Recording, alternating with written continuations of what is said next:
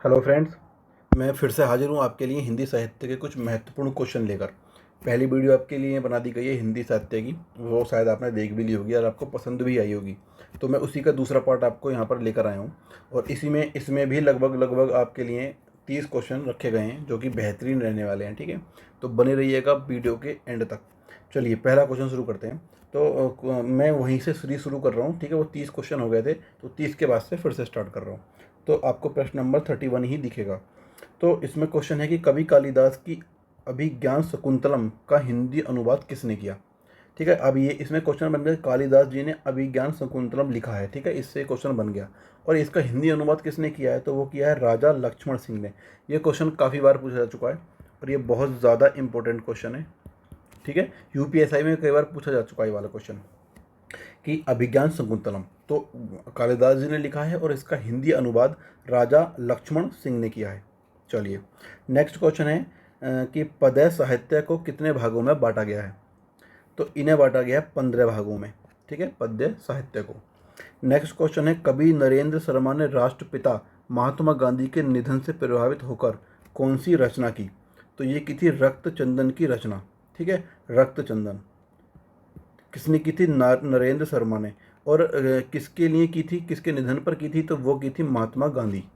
चलिए next question है नाट्य शास्त्रकारों द्वारा अमान्य रस कौन सा है।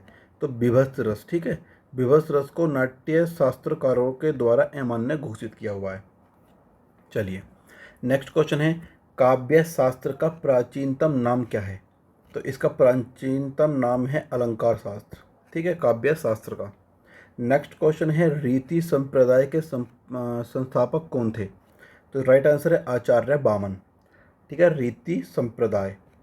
नेक्स्ट क्वेश्चन है हिंदी में काव्य शास्त्र के प्रथम आचार्य कौन थे। तो ये थे केशव दास। नेक्स्ट क्वेश्चन है साहित्य शब्द किस शब्द से बना है। तो ये बना है साहित्य शब्द से बना है। चलिए नेक्स्ट क्वेश्चन है हिंदी साहित्य में जीवनी साहित्य का प्रारंभ कौन से युग में हुआ। तो भारतेंदु युग में हुआ हिंदी साहित्य में जीवन साहित्य का प्रारंभ। चलिए जीवनी साहित्य का प्रारंभ। नेक्स्ट क्वेश्चन है हिंदी भाषा और साहित्य के लेखक। तो ये हैं श्याम सुंदर दास।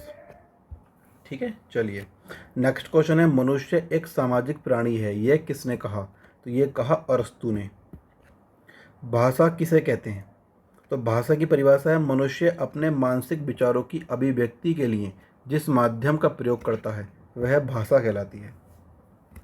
चलिए नेक्स्ट क्वेश्चन है भाषा शब्द की उत्पत्ति कहाँ से हुई है। तो इसका राइट आंसर है भाषा शब्द की उत्पत्ति संस्कृत के भाष धातु से हुई है। नेक्स्ट क्वेश्चन है सामान्य शब्दों में हम भाषा को किस तरह से व्यक्त करेंगे। राइट आंसर है भाषा वह साधन है जिसके द्वारा मनुष्य अपने भावों या विचारों को बोलकर या लिखकर दूसरे मनुष्य तक पहुंचाता है। नेक्स्ट क्वेश्चन है भाषा को मोटे रूप में कितने भागों में बांटा गया है। राइट आंसर है भाषा को 2 भागों में बांटा गया है, एक लिखित भाषा और एक मौखिक भाषा। नेक्स्ट क्वेश्चन है हिंदी भाषा का संबंध किस लिपि से है।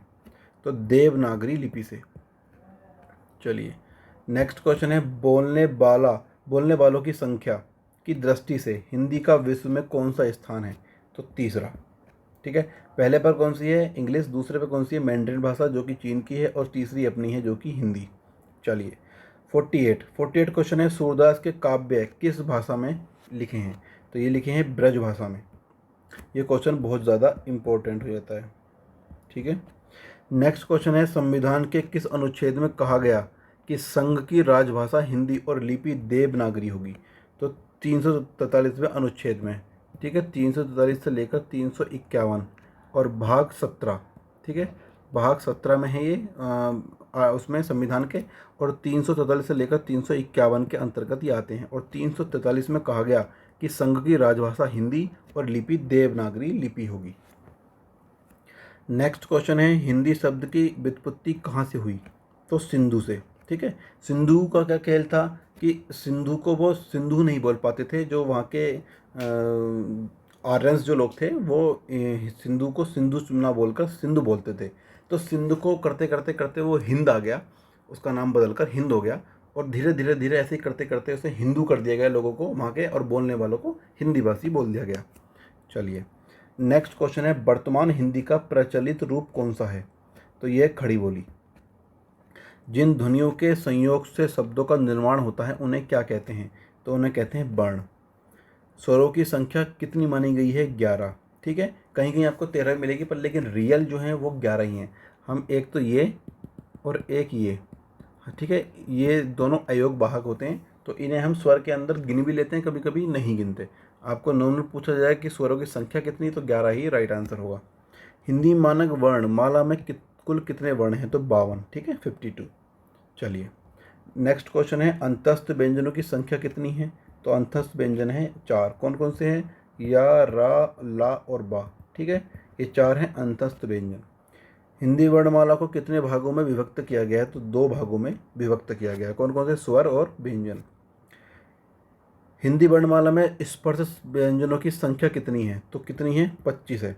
स्पर्श व्यंजन कौन कौन से होते हैं? एक तो आपका कंठ्य होता है, एक तालव्य होता है, एक मूर्धन्य होता है और एक ओष्ठ्य होता है, और एक आपका तालव्य हो गया आपका, एक नासिक्य होता है। ठीक है, चलिए, एक आपका कंठ्य होता है, दूसरे नंबर तालव्य है, फिर मूर्धन्य है, फिर नासिक्य, फिर आपका।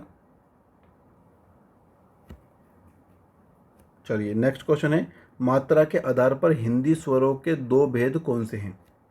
तो एक तो ह्रस्व स्वर और एक दीर्घ स्वर। चलिए नेक्स्ट क्वेश्चन है, 6 वर्ण किसके योग से बना है? तो कै प्लस शय, इन दोनों से मिलाकर बना है 6। हिंदी वर्णमाला में व्यंजनों की कितनी संख्या है? तो 33। ठीक है, तो मुझे लगता है आपको ये 30 क्वेश्चन बहुत बेहतरीन लगे होंगे हिंदी साहित्य के, और आपको काफ़ी लाभ भी ये पहुँचाएंगे। तो अगर आपको वीडियो अच्छी लगती है तो लाइक कर दीजिए, शेयर कर दीजिए, सब्सक्राइब कर दीजिए और इस वीडियो को फैला दीजिए। ठीक है, ये दूसरा पार्ट था, इसका एक पार्ट और लेकर आऊँगा मैं। ठीक है, और जो भी ये कंटेंट मैं दे रहा हूँ एक बेहतरीन कंटेंट है। इतना आपको बिल्कुल ये नॉर्मल बेसिक नीड है आप लोगों की, इतना आप कर लेंगे तो काफ़ी चीज़ों की आपको जानकारी हो जाएगी। चलिए मिलता हूँ आपको किसी अगली वीडियो में। Thank you.